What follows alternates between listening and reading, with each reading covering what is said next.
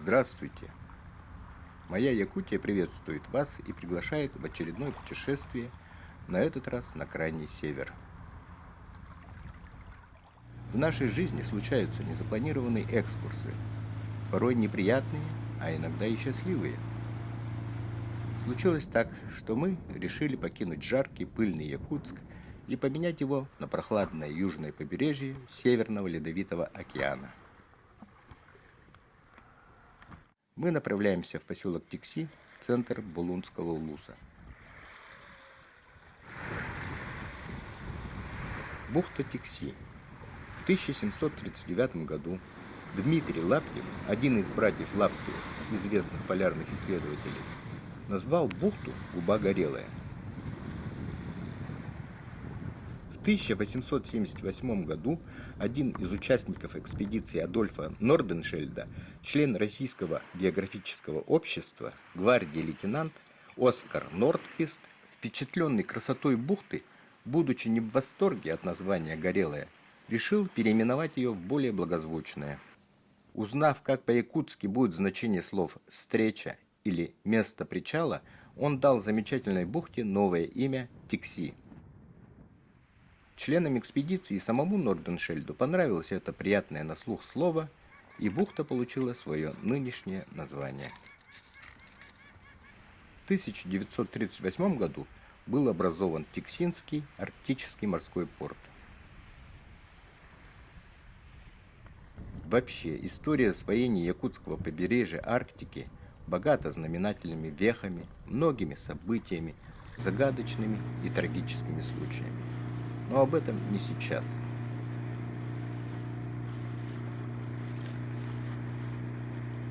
Север для многих ассоциируется с безжизненной плоской, как стол, тундрой, с этакими бородатыми брутальными мужиками-полярниками и как две капли воды, похожими на них, геологами, а также с оленеводами в чумах. Стереотипы сурового соцреализма живут и до сих пор.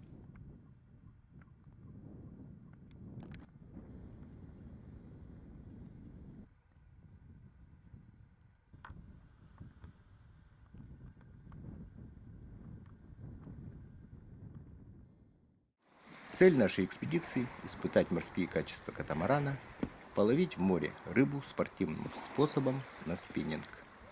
Инициатором этой поездки стал Герман Арбугаев, человек с неординарной авантюрной натурой.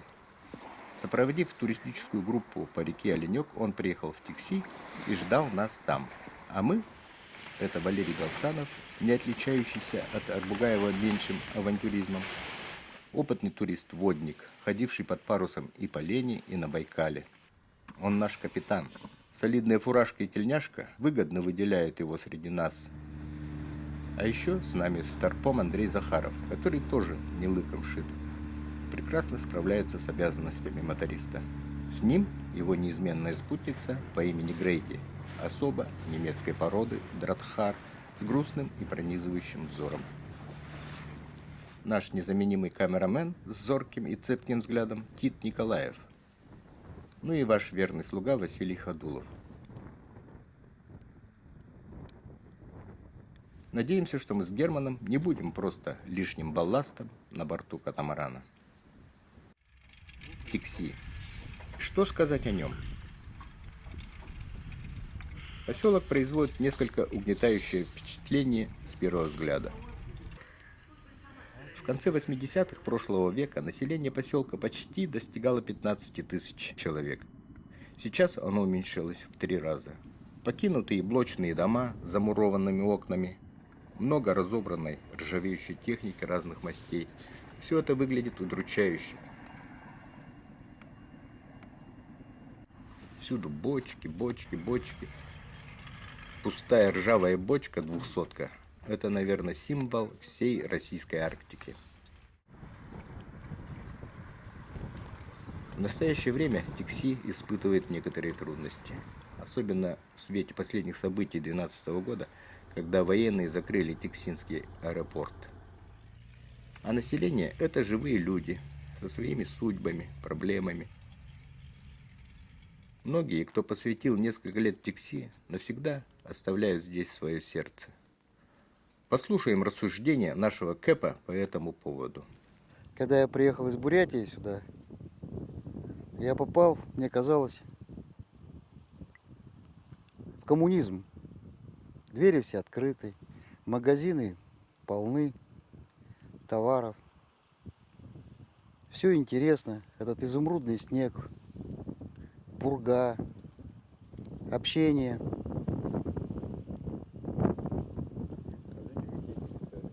Люди открытые были, честные, доброжелательные. Ну, они, по-моему, и сейчас в Тикси такие же.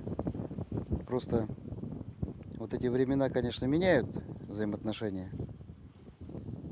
Пьющих в Тикси вообще не было. Если кто-то начинал там 2-3 дня, неделю запил, 24 часа до Якутска выселение шло. Потом летом здесь был сухой закон с начала навигации до конца навигации. Бухта вся была забита теплоходами, морскими кораблями. Очень оживленная. Вокруг Бруснева стояла масса кораблей, самолеты летали, военные самолеты летали. Здесь жизнь била ключом. Школа была очень интересная. Преподаватели практически со всего Советского Союза. Демократичная школа была, даже по сегодняшним временам. Кормили, секции спортивные, музыкальная школа. Спортзал открытый был для всех всегда. Ну, вот я встречал людей, которые приезжали на 3 года за длинным рублем, так и здесь навсегда и остались. Потому что кто-то вкусил север, кто-то понял. Сколько людей, я помню, уезжало, совсем уезжали. Дома в Анапе покупали, там, в Геленджике. Жили там год, 2, 3, продавали здесь квартиры. И возвращались, потому что такого человеческого отношения и вообще природы такой больше, наверное, нигде нет. Я имею в виду именно на севере России, там, вообще в ограниченных пространствах, я бы сказал так. Через 2 дня после прибытия в Тикси выходим в море. Флаги словно в нетерпении трепещут на крепком ветру, а ветер северный, умеренный до сильного. Дождались таки сносной погоды. Отплываем, уходим из Тикси, мимо полярной станции. И сразу попадаем в другую окружающую среду. Поражает особенность здешних ландшафтов.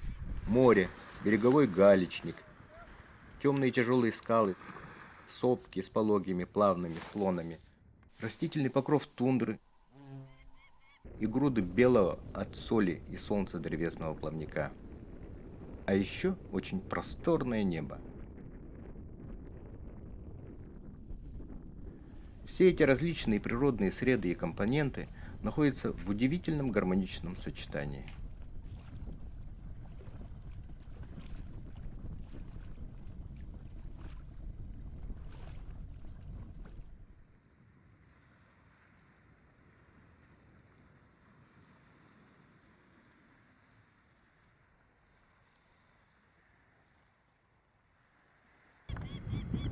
Великолепная природа полностью пленяет душу и завоевывает твое внимание. Начинаешь ощущать себя маленьким, ничтожным существом перед этим величием. Как бы банально это ни звучало. Сразу вспоминаются светлые картины Роквелла Кента.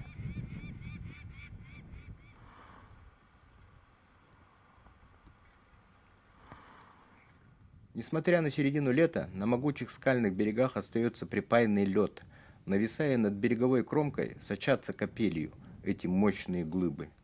Все равно они не успеют растаять до наступления холодов.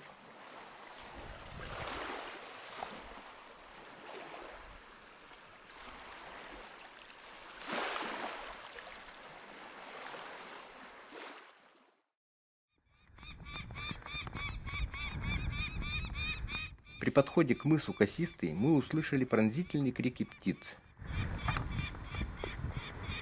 Эти жалобные и раздраженные возгласы сразу выдавали, что у пары соколов, а это были именно соколы-сапсаны, есть потомство. Карнизы отвесных прибрежных скал – самое подходящее место для устройства гнезда этих самых стремительных хищных птиц. На Земле нет живых существ быстрее, чем сокол-сапсан. Позже мы обнаружили на одном из выступов скалы несуразного на вид птенца-соколенка. В кладке этих птиц в среднем бывает 3 яйца. Понятно волнение родителей за безопасность своего единственного птенчика. Несмотря на широкое распространение по всему свету, они встречаются довольно редко. Надеемся, что наше недолгое пребывание на Касистом доставило птицам не слишком много беспокойства.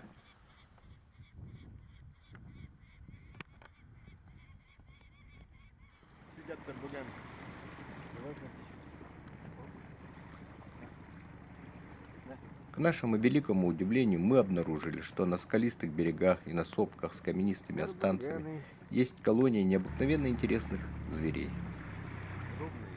Это черношапочные сурки. Эти большие грызуны устраивают свои жилища, целые системы нор и ходов в расщелинах скал. Их сильные лапы вооружены крепкими когтями, способные разрывать твердый каменистый грунт. В эти комфортные для них дни они усиленно питаются, чтобы набрать достаточное количество жира, который поможет им перенести долгую и холодную зиму в состоянии гибернации, то есть зимней спячки, когда животные впадают в оцепенение. Метаболизм падает до минимума, у них понижается частота сердцебиения и дыхания, а также температура тела. Это уникальное свойство присуще немногим теплокровным животным. Наши зверьки относятся к якутскому подвиду черношапочного сурка, по латыни мармота камчатика бунгей. В основном сурки питаются зелеными листьями, побегами, почками различных травянистых и кустарничковых растений. Однако они не откажутся и от животной пищи. Это крупные насекомые, мелкие грызуны, яйца птиц и мелкие пернатые тоже могут войти в их рацион. Не откажется сурок погрызть кости и рога крупных зверей, дабы восполнить недостаток минеральных веществ.